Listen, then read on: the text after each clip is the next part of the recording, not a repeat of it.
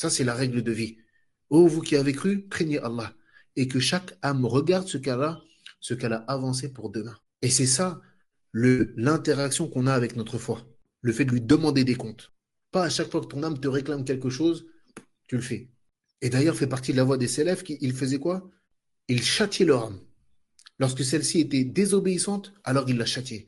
Et l'imam al-Zahabi, l'imam al-Zahabi, rahimahullah ta'ala, il dit dans Siyar A'lam al-Nubala, il dit, yani, il raconte l'histoire d'un homme pieux dont j'ai oublié le nom. Il dit que cet homme-là, un jour il marchait.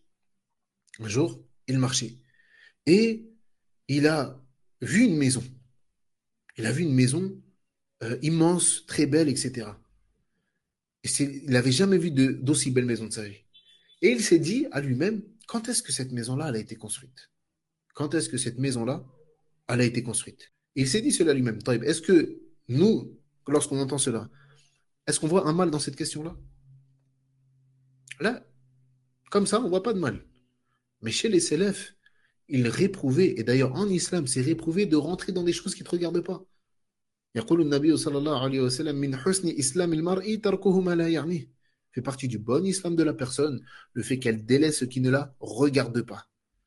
Et lui, il s'est rappelé cela. Et il s'est parlé à lui-même. Il lui a dit, qu'est-ce que tu as à te mêler de ce qui ne te regarde pas? Il lui a dit, pour la peine, je vais te punir d'un jeûne d'une année. Et il a jeûné un an, juste pour ça. Il a jeûné une année entière juste parce que son âme s'est mêlée de ce qu'il ne regardait pas. Taïb s'est mêlé de ce qu'il ne regardait pas. Dans une chose grave, il s'est juste dit, quand est-ce que cette maison a été construite? Regardez les Salafs comment ils se comportaient avec leur âme. Regardez les Salafs comment ils se comportaient avec leur âme.